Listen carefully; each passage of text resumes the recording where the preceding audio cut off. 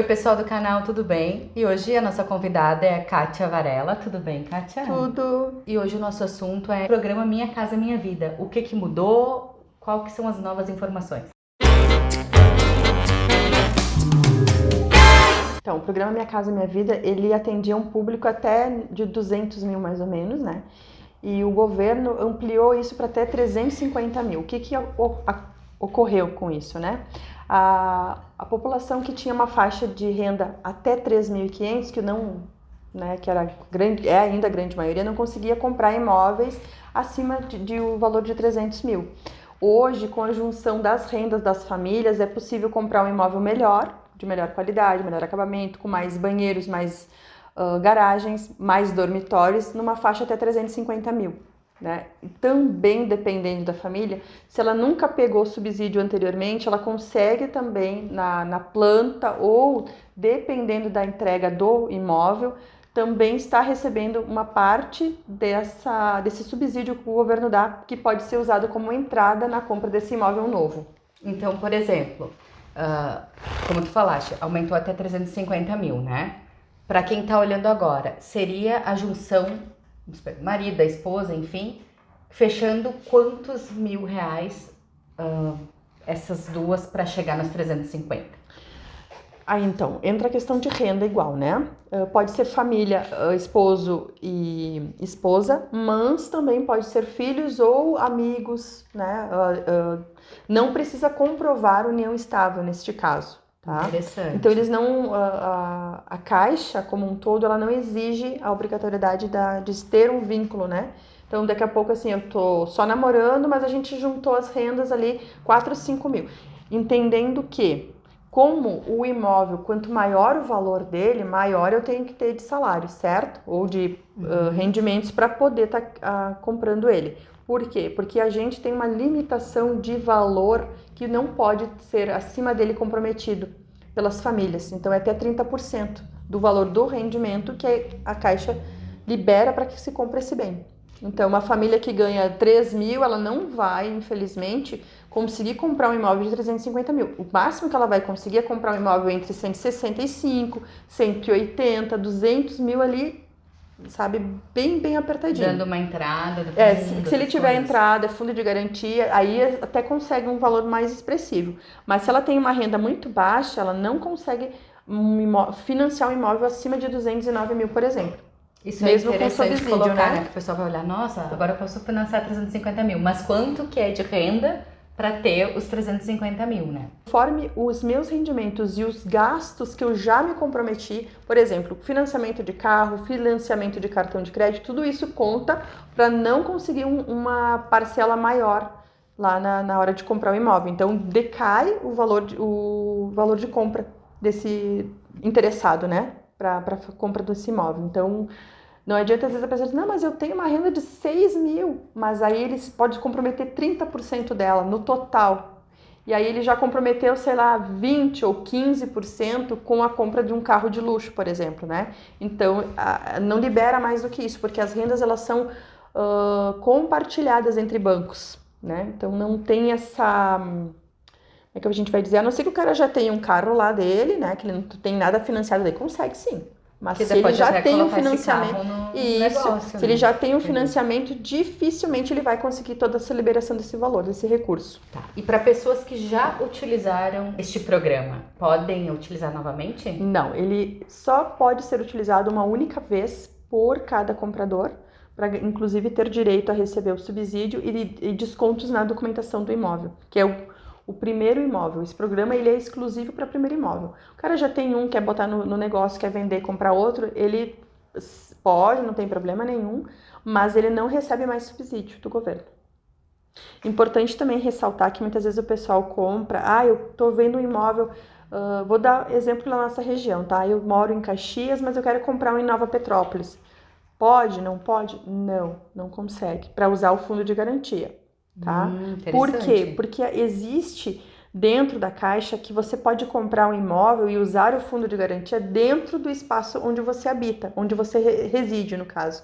Então, se eu quero comprar em Nova Petrópolis, mas a minha residência eu trabalho em Caxias, tem que ter no máximo 50 quilômetros de distância, né? Para que se possa usar este fundo. Então, não é todo mundo que consegue fazer essa compra devido a isso. Falar uma coisa que é muito corriqueira, né, na nossa profissão e que é importante as pessoas, tanto quem quer vender quanto quem comprar, entender do mercado.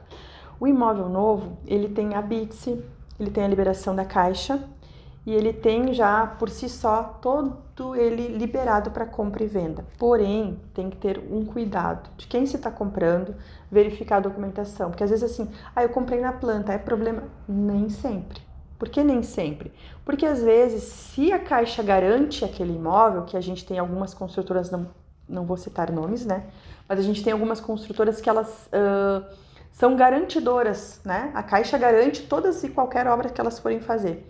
Então, nesse quesito, nenhuma delas o cliente pode comprar do primeiro dia até o último dia que ele vai receber a obra dele. Porque se eles não entregarem, a Caixa coloca uma outra pessoa, um outro construtor e vai entregar. Vai assumir tá? aquele... Vai assumir. Então, ele não vai ficar no prejuízo. Porém, a gente tem uma demanda grande de imóveis que se precisa, né? Para compra e venda ou locação. E tem muita gente que está entrando no mercado que nem todos têm esse poder, né, de começar o imóvel e terminar o imóvel e garantir que seja entregue. Então, o que acontece? Ter o cuidado de ver documentação, de ver prazo, de ver se realmente ele está lá nos órgãos competentes com a liberação para construir aquela obra, porque às vezes o cara comprou, deu já a sua entrada lá suada, né, que ele penhorou algum bem, vendeu o carro para poder, que é o sonho deve ter a casa própria, aí ele chega lá e ele esbarra que a obra foi embargada. Então, o que vai acontecer com isso? Ele não vai ter o sonho dele realizado. E essa é uma preocupação muito grande aqui da nossa empresa, que a gente não vende nada que não tenha documentação, nada que a gente não vá lá e comprove, bom, vai garantir quem que vai, como é que funciona, quem são as pessoas, inclusive nos imóveis que tem separação, a gente sempre pega como é que tá, já saiu o divórcio, como é que tá, os dois garantem, vão vender, não vão, uma das partes quer comprar, não quer, então a gente sempre pergunta bem antes, né, faz a avaliação do imóvel atualizada. O que isso significa? Quer dizer o quê? Que se você quiser comprar um imóvel, por exemplo, de 300 mil, mas a gente for lá, fez a avaliação e ele não sai por mais de 220, 250, não adianta você ir lá na Caixa e pedir, pelo amor de Deus, eu quero comprar esse imóvel. Não vai vender. A Caixa não vai liberar, porque a Caixa, ela entende o seguinte, eu vou garantir esse imóvel para compra, porém, eu tenho que ter uma garantia que eu estou emprestando 300 mil, que esse imóvel vale 300 mil na hora de eu revender ele, Sim. Em caso de inadimplência.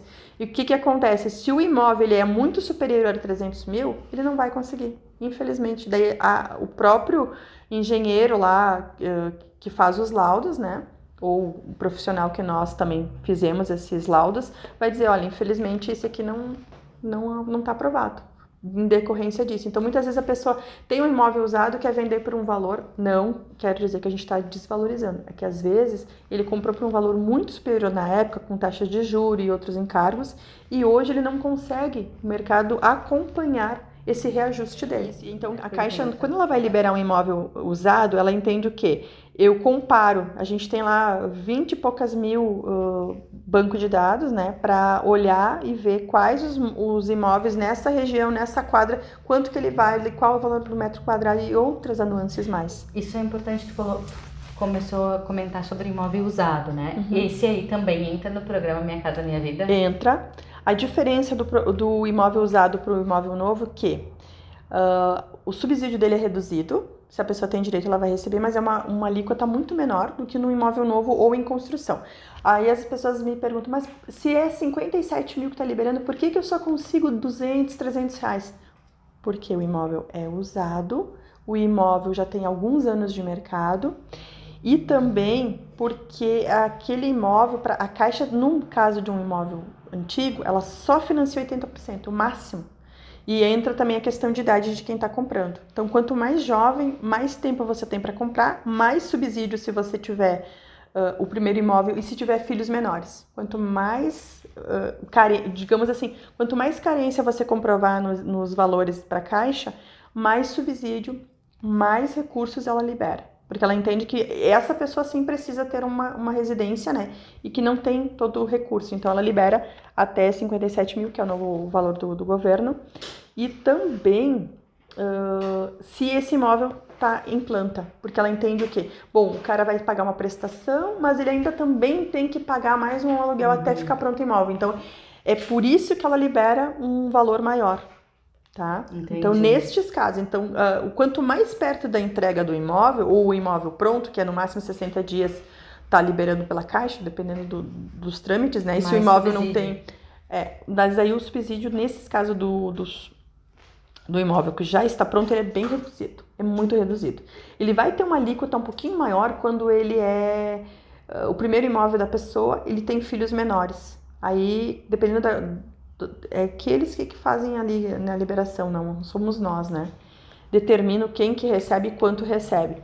Mas aí, nesse enredo, o que acontece é que essa família, ela vai ter lá o prazo dela, vai receber, mas no máximo até 80%. Os outros 20% é importante entender que eles têm que ter da entrada. Porque se o valor do imóvel for, vamos supor, 180 mil e não tiver margem para botar mais, a gente não consegue financiar 100%. Que muitas pessoas dizem, mas lá diz que é 100% financiado. Como que é feito esse financiamento? Tem muita dúvida, porque as pessoas não entendem. O 100% de um imóvel usado ou novo, ele só é possível mediante o imóvel valer mais do que ele está sendo ofertado no mercado. Daí essa diferença é a diferença que você joga para a Caixa, ela liberando através esqueci do avaliador, né, do imóvel lá, que vai dizer, bom, esse imóvel aqui, a Caixa avalia que até tantos mil ele sai. E aí, se ele está sendo vendido por um valor menor, a gente consegue fazer essa compensação desses valores, daí ele não tem que puxar todo o valor do bolso. Sempre senão a entrada vai ficar muito alta. Então, para quem seria o primeiro imóvel, uma dica seria pegar um novo. Um novo, sem dúvida nenhuma. Porque aí não, vai ter o 100% e não o 80% em cima da avaliação. Isso. Tá certo. Se você quer saber mais, podem deixar nos comentários. O contato da Kati vai ficar neste vídeo. Obrigada. Até mais.